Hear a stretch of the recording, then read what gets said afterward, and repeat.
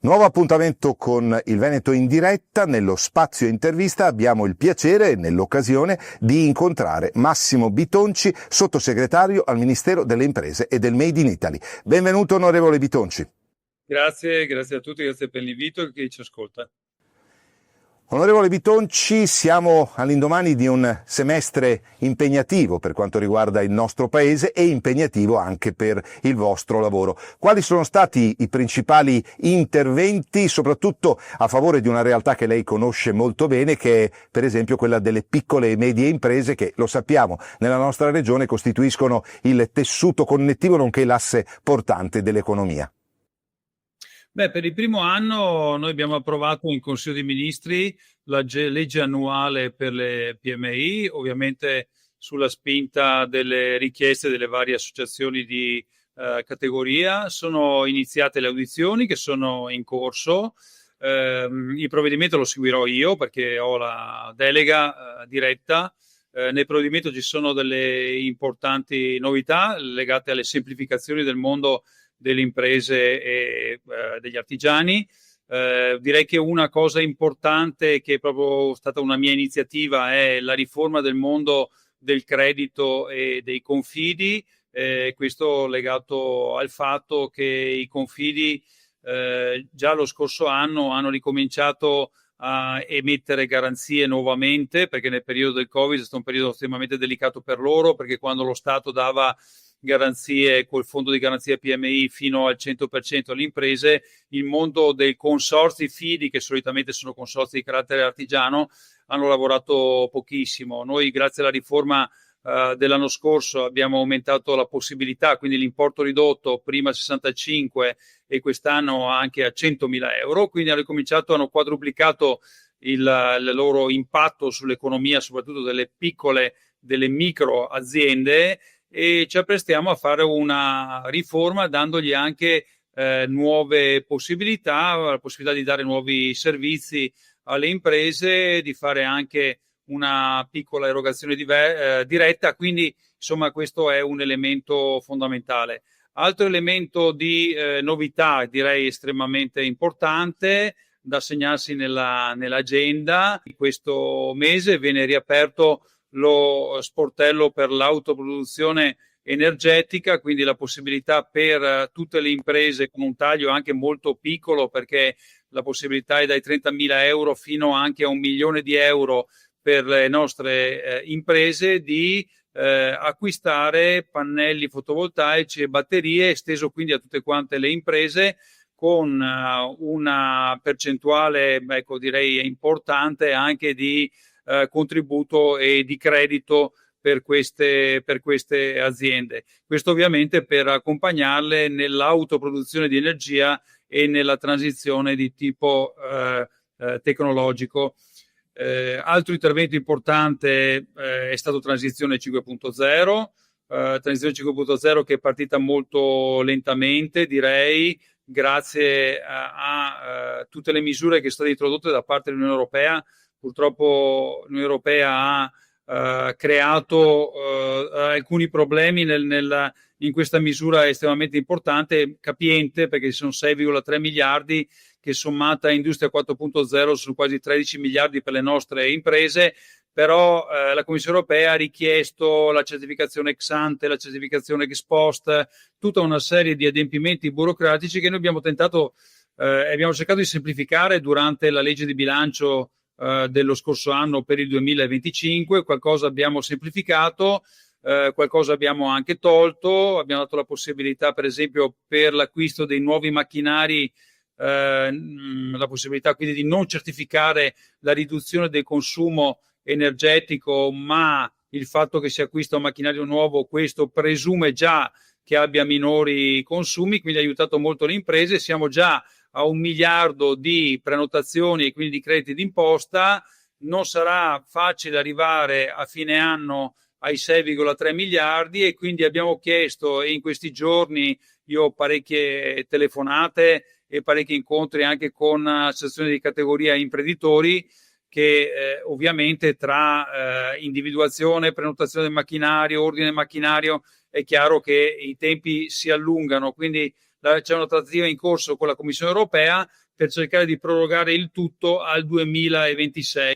Grazie all'onorevole Massimo Bitonci. Si conclude qui lo spazio intervista del Veneto in diretta, che appunto ringrazia del contributo sempre preziosissimo di Massimo Bitonci, sottosegretario al Ministero delle Imprese e del Made in Italy. A lei l'augurio di un buon proseguimento, onorevole Bitonci, un buon lavoro e soprattutto una buona estate.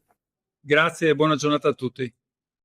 Benvenuti a questa puntata di Veneto Economia. Oggi abbiamo nostro ospite il professor Gilberto Muraro, presidente della Fondazione Cassa di Risparmio di Padova e Rovigo, meglio conosciuta come Cariparo. Presidente, la vostra missione è quella di promuovere la crescita sociale ed economica di una comunità di oltre 1 milione di persone, che sono distribuite in 151 comuni e 4.000 chilometri quadrati di territorio. Ecco, come si riesce a dare risposta alle esigenze così diverse di tanti enti ed associazioni che chiedono di avere aiuto economico dalla vostra fondazione? Beh, noi abbiamo un patrimonio solido alle nostre spalle e riusciamo a fare credo tante cose, però non tutte. Quindi anche se il patrimonio è elevato, ci muoviamo pur sempre in una logica di risorse scarse, perché la domanda è superiore all'offerta, il che ci obbliga ad essere molto scrupolosi nella selezione delle domande a cui diamo risposta. Speriamo di essere riusciti a farlo, insomma. Comunque il nostro mantra di fare il bene e farlo bene, quindi efficacia ed efficienza insieme. Anche perché va specificato che la fondazione non ha scopo di lucro, quindi quello che voi investite appunto per questi motivi, il bene comune. Certamente, noi siamo l'anima erogativa delle vecchie banche pubbliche, le casse di risparmio, che nel 1990 sono state appunto divise nelle due componenti, la banca palabanca, e come sappiamo sono stati in gran parte assorbite da entità bancarie superiori, mentre invece la parte erogativa viene affidata al nuovo ente creato con la legge Amato del 1990, che è la fondazione di origine bancaria, la quale è appunto un ente non profit, non può distribuire dividendi, quindi tutto quello che riesce a ottenere attraverso la gestione del patrimonio finanziario ereditato dalla Cassa del Risparmio va messo a disposizione della comunità attraverso varie linee operative su cui potremo poi sentirci. Ecco, proprio su questo volevo intervenire. Il terzo settore oggi si è molto professionalizzato anche per tutta una serie di leggi che si sono succedute nel tempo. Non si rischia però così di tagliare fuori tante piccole realtà che magari non riescono a accedere per la complessità di determinati bandi che le fondazioni bancarie impiegano per poi rilasciare i loro contributi? Sì, noi cerchiamo di essere per quanto possibile pronti a rispondere a tutte le domande di ogni tipo e quindi facciamo grandi investimenti, ma facciamo anche quello che si chiama volgarmente la distribuzione a pioggia, che può essere deleteria ma può essere invece benefica, e noi riteniamo di essere in grado di dare un aiuto effettivamente a tante forme di volontariato diffuse che richiedono poche risorse, ma sono risorse essenziali per portare a compimento. Basterà a questo riguardo ricordare che nel registro unico nazionale che è stato istituito da pochi anni, il RUNTS cosiddetto, sono iscritte circa 140.000 entità, mentre l'Istat ha censito come mondo del non profit 360.000. Quindi il grosso è rimasto fuori ed è formato appunto da piccole associazioni che non se la sentono di affrontare la burocrazia del registro nazionale, ma che sono operative, sono vitali, sono essenziali per il benessere della comunità, e quindi anche a questi mi diamo risposta sia direttamente sia attraverso il finanziamento che diamo ai centri di servizio per il volontariato, che diventano un po' le nostre longamanus, diventano la longamanus per appunto questa erogazione diffusa sul territorio. Lei il prossimo anno chiude il secondo mandato. Complessivamente si tratta di 8 anni di presidenza, 8 anni in cui ha visto mutare moltissime cose a livello nazionale, ma anche a livello veneto, che non è più la locomotiva d'Italia. Ecco, voi avete notato questo cambiamento anche nelle richieste che pervengono alla vostra fondazione? Beh, io ho una visione però meno pessimistica. Il Veneto è sempre stato soggetto a cambiamenti, li ha sempre affrontati con successo e credo che sia ancora oggi da annoverare tra i territori forti. Però lei ha ragione a dire che la realtà muta continuamente, ne vediamo i riflessi. Allora io ricordo che in questi 8 anni, 7 anni e qualcosa, del mio mandato, abbiamo avuto il Covid, quello è stato veramente un dramma per tutti, che ci ha obbligato a cambiare completamente i nostri programmi per dare priorità ovviamente all'emergenza. Per il resto, secondo noi, viviamo in una società aperta, una società dinamica. Il Veneto continua ad essere un punto di forza del paese. Teniamo presente che la Fondazione non ha come interlocutori preferiti le imprese, e i nostri interlocutori sono le istituzioni e il terzo settore, però ci diamo da fare attraverso magari joint venture con la Camera di Commercio, per dare una mano anche al settore produttivo, in particolare in quel segmento che ci appartiene, delle imprese sociali, che fanno parte del terzo settore ma hanno già una dimensione organizzativa complessa e quindi richiedono anche un approccio veramente economico alla gestione delle risorse. Molto bene. Ringraziamo il professor Gilberto Muraro, grazie per l'ascolto e ritorniamo tra qualche minuto con il Veneto in diretta. Benvenuti a tutti i nostri telespettatori del Veneto in diretta, siamo all'intervista. Oggi è un piacere intervistare Giorgio Sbrissa, amministratore delegato di ENAIP e anche presidente dell'associazione in Europa che si interessa di formazione professionale. Presidente, benvenuto. Grazie di essere qui con voi oggi. È un grande piacere oggi parlare. Presidente della formazione di adulti e giovani. ENAIP sicuramente ha una lunga esperienza e anche una grande professionalità in questo ambito, ma una domanda sorge subito spontanea, Presidente. In un momento in cui il mondo del lavoro è sempre più instabile, sempre più tecnologico, come sta cambiando anche la formazione dei giovani e quella degli adulti in ambito professionale? Ci sono una serie di assiomi, ma non sono di adesso sono in accelerazione, che oggi noi non sappiamo quello che faremo domani. Sappiamo tutti che si inventano lavori nuovi e che oggi non esistono. Ma guardate che queste cose devono essere affrontate, lo dico sempre, con grande serenità e grande calma. Il cambiamento c'è, è un compito nostro, quello anche nella didattica, accompagnare questo cambiamento. La faccio molto semplice, non è che domani non avremo l'elettricista o non ci sarà il meccanico dell'auto o l'idraulico, semplicemente utilizzeranno strumenti diversi. Oggi noi sappiamo che si usa molto digitale, non succede niente, abbiamo imparato tante cose, il compito nostro è rendere semplice il complesso. Non dobbiamo spaventarci, lo stiamo gestendo. Noi da tempo abbiamo alcuni centri ENAIP, noi ne abbiamo 20 in Veneto, sono già scuole Apple, per esempio, è poco nota questa cosa, ma non è lo strumento in sé, è il contenuto come lo trasferisci. Una matematica diversa, una logica diversa, però sono cose che stiamo affrontando, ci sono. Ci sono alcuni aspetti altamente tecnici.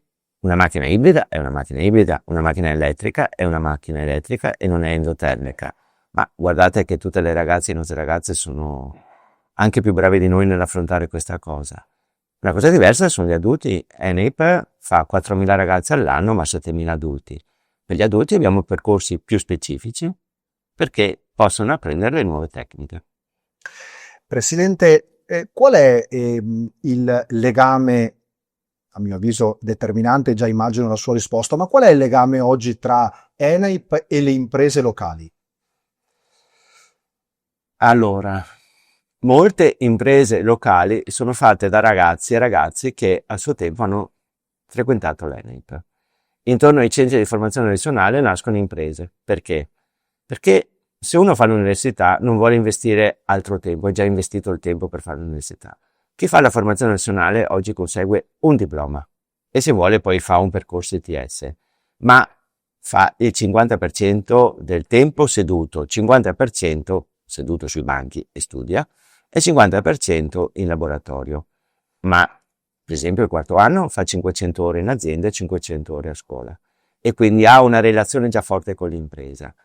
Quando finiscono la scuola, dopo pochi anni fanno impresa. I nostri formatori sono formatori di ENAIP, altamente specializzati, ma molti formatori sono delle imprese. Le imprese, quando hanno bisogno di lavoratori, si rivolgono all'ENAIP. Ci siamo da subito dopo la Seconda Guerra Mondiale, la relazione con le imprese è le imprese sono dentro in ENAIP e insieme facciamo i progetti anche formativi. Ultima domanda prima di avviarci alla conclusione, Presidente. C'è però ancora un po' di pregiudizio, soprattutto magari da parte dei genitori, degli adulti, talvolta nella formazione professionale che magari i giovani vogliono intraprendere con facilità. Ecco, come si può fare per sgomberare il campo da questa forma di pregiudizi e invece accelerare e incentivare la formazione professionale? C'è questa idea di pregiudizio perché una volta si immaginava, la dico così, l'operaio con la tuta blu, che io rispetto in pieno e che lavorava alla Fiat. Non ci sono più queste realtà. E oggi chi lavora in un'impresa lavora col camice bianco in imprese fantasticamente pulite e ordinate e organizzate. C'è un pregiudizio, vabbè, se volete che ci sia un pregiudizio e se i soldi, e sono una parte, sono la felicità nella vita, tenete conto che chi viene fuori con un diploma tecnico oggi guadagna soldini, guadagna soldi e ha un valore aggiunto che non viene detto, che è quello che può farlo dove vuole, perché la tecnica è un linguaggio che uno può applicare in qualunque parte del mondo, in qualunque parte d'Italia. E si studia poco in ENEP, perché l'altra cosa è questa, studio poco e quindi valgo meno. No, non è vero, faccio tante ore di laboratorio e ho grandi responsabilità. Oggi chi è di fronte a una macchina a controllo numerico, che ha un lavoro fantastico e ci vuole arte su fare certe cose, ha una responsabilità di una macchina che vale 1 milione di euro. Credo che questo sia sufficiente. Assolutamente lo è. Grazie a Giorgio Sbrissa, presidente di ENEP Veneto. E grazie di avermi ospitato qui con voi oggi. Benvenuti a Il Veneto in diretta, la striscia curata da Radio Veneto 24 per approfondire temi e argomenti della nostra regione. Nell'occasione abbiamo il piacere di incontrare Enoch Soranzo, vicepresidente del Consiglio regionale del Veneto. Benvenuto. Buongiorno a tutti, grazie dell'invito. Il nostro ospite ovviamente al centro del dibattito politico, perché ci avviciniamo a grandi passi a questo appuntamento con le elezioni per il rinnovo dell'amministrazione regionale. In che clima si sta vivendo? Ovviamente grande dibattito, grande fermento, anche perché ci sarà da scegliere il candidato. Ma a dire il vero siamo impegnati assolutamente a completare al massimo e al meglio la nostra legislatura, una legislatura che ha un impegno concreto nel programma sottoscritto nel 2020 e ne è conferma insomma i lavori dell'Aula che continuano in modo importante e impegnativo. Poi parallelamente stiamo lavorando al programma, ad ascoltare la cittadinanza per redigere quella che è la proposta che per la prossima legislatura dovrà essere l'ulteriore impegno con i veneti e assieme a questa creare quella che è la squadra migliore per riuscire a realizzare e soprattutto a rispondere alle esigenze dei veneti presenti, necessità presenti e future. Il clima, il dialogo all'interno della maggioranza di governo com'è? Sereno, disteso? Sicuramente il dibattito all'interno delle forze di centrodestra c'è, lo si vede, ma credo che sia una dialettica giusta. Quello che posso dire anche da vicepresidente, anche in aula, i lavori all'interno della coalizione di centrodestra e della maggioranza sono sereni, c'è sempre stato un buon lavoro, un sereno lavoro, per lungo tempo ho anche ricoperto il ruolo di presidente del gruppo di Fratelli d'Italia, quindi ho lavorato fianco a fianco con gli altri presidenti di gruppi di maggioranza e posso dire che in questa legislatura, insomma all'interno sempre di una dialettica costruttiva e di contributo e di confronto abbiamo sempre lavorato bene e vorremmo continuare a lavorare bene con centrodestra che è garanzia di buon governo. Qualcuno dice ci sono un po' troppi dibattiti all'interno del centrodestra, però altri dicono guai se non ci fosse, come dire, una diversità di opinioni che poi confluisce in un progetto comune. Certo, la Fratelli d'Italia è il primo partito in Italia, è il primo partito in Veneto, ha la responsabilità di far funzionare al meglio e soprattutto costruire un centrodestra all'interno di un perimetro sereno di confronto, acceso magari, molto come dire attivo, ma sempre responsabile. Quindi posso dire tranquillamente che va benissimo, ci mancherebbe altro non ci fosse il confronto, bene anche se acceso, ma alla fine prevarrà sempre il senso di responsabilità per fare l'interesse, almeno per quanto riguarda Fratelli d'Italia, prevarrà sempre l'interesse dei veneti, per sempre e prevalentemente assolutamente sempre. Enoc Soranzo ha giustamente sottolineato che al di là di quello che sarà l'appuntamento elettorale si continua a lavorare inevitabilmente, e un aspetto molto significativo è quello che lo vede proprio come primo firmatario di un progetto di legge che è stato approvato in quinta commissione relativo alla libera circolazione dei veicoli destinati alle persone con disabilità nelle zone a traffico limitato delle nostre città. Un progetto di legge importante che, come dire, sviluppa ulteriormente quel senso reale di inclusione. Sì, è un progetto di legge che insieme ad altri stanno approdando in aula per l'approvazione. Questo è un progetto di legge che di fatto è stato presentato e approvato, è pronto per l'approvazione anche in aula, per semplificare l'accesso alle ZTL per tutti quei veicoli al servizio delle persone con disabilità, e grazie a un database unico regionale delle targhe. È un progetto di legge che guarda ad abbattere le barriere burocratiche, eliminare i costi di notifica sia per gli enti pubblici che per i cittadini.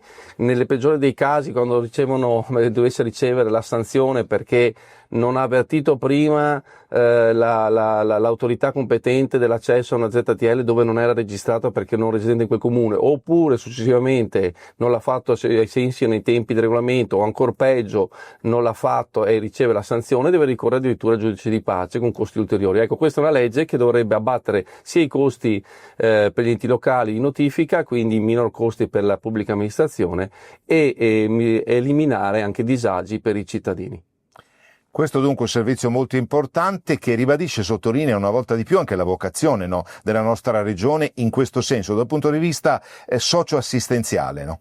Sì, è una legge, un progetto di legge che vuole garantire parità di mobilità a tutti i cittadini, e con particolare attenzione a quali categorie: a chi ha la disabilità, alle mamme che hanno un figlio fino a 2 anni di età e quindi in gravidanza con un figlio fino a 2 anni di età, e abbiamo allargato a questa possibilità anche ai taxi e in noleggio con conducente. Si chiude qui lo spazio intervista de Il Veneto in diretta, che ringrazia per la sua partecipazione Enoc Soranzo, vicepresidente del Consiglio regionale del Veneto. Grazie a tutti voi, buon lavoro.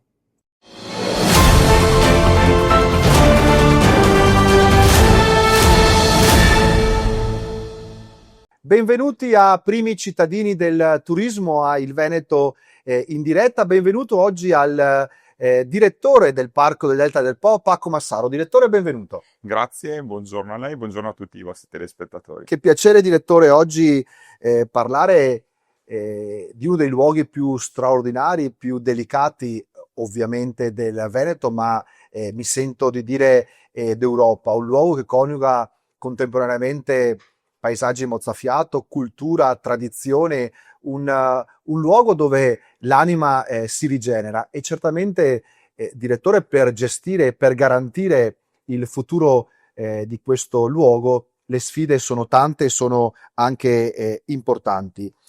Sindaco, cominciamo a raccontare ai nostri telespettatori, diamo un'identità al parco. Nasce alla fine degli anni 90, ma poi si rigenera e diventa patrimonio dell'UNESCO. Raccontiamo ai nostri telespettatori qual è la storia del parco. Il parco nasce nel 1997 da una legge regionale e in quel frangente temporale, insomma, è più un parco imposto che un parco voluto. Quindi c'è stata qualche attività, diciamo, da parte delle popolazioni locali di una visione un po' con il sospetto di cosa poteva comportare questo avere un parco. Però con l'andare degli anni e con l'andare dei tempi il parco si è fatto strada, soprattutto nella coscienza dei comuni e delle popolazioni dei comuni del territorio, e nel 2015 con la MAB UNESCO, dopo essere stato insignito della MAB UNESCO, è diventato una consapevolezza e una convinzione da parte dei cittadini dei comuni del parco, e abbiamo avuto proprio una svolta da quell'anno, e quindi l'idea di parco è passata da essere un'idea in carta ad essere praticamente un'area che veniva respirata da tutti i cittadini.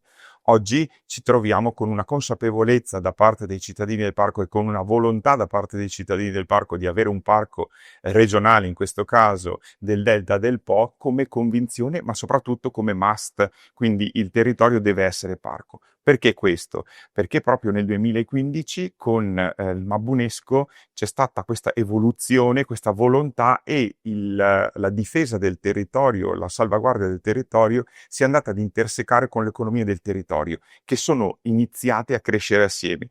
Questo connubio ha permesso appunto un'evoluzione del territorio, sia sotto il profilo della gestione del territorio, ma anche sotto il profilo della ricchezza del territorio, con dei marchi del territorio, con il marchio del parco, con il marchio della Mabunesco, ma soprattutto con una volontà da parte della gente di far parte di questo territorio. Bene, Sindaco, il parco oggi è un insieme meraviglioso di flora e di fauna da una bellezza mozzafiato, ma se lei dovesse considerare il turista che oggi si avvicina magari al parco per la prima volta, quali sono le specie che assolutamente bisogna conoscere per godersi veramente fino alla fine quel parco? Beh, noi in questo momento abbiamo la possibilità di avere un bouquet di 1000 specie di biodiversità sotto il profilo delle specie vegetali e 390 di specie animali da vedere nel territorio. I panorami mozzafiato sono dalla laguna di Caleri con una passeggiata totalmente in acqua alla Sacca degli Scardovari, ma tutti i percorsi sono importanti all'interno del nostro territorio perché dagli aironi ai fenicotteri e a tutta la vegetazione è tutto uno scoprire per i turisti che vengono a visitare il nostro territorio. Abbiamo terminato questa intervista, questo viaggio ideale all'interno, nel cuore del parco del Delta del Po. Grazie al suo direttore Paco Massaro per questa intervista. Un mio saluto a tutti i telespettatori di Primi Cittadini del Turismo, la rubrica settimanale del Veneto in diretta. Grazie per averci seguito. Un arrivederci alla prossima puntata. Grazie a tutti.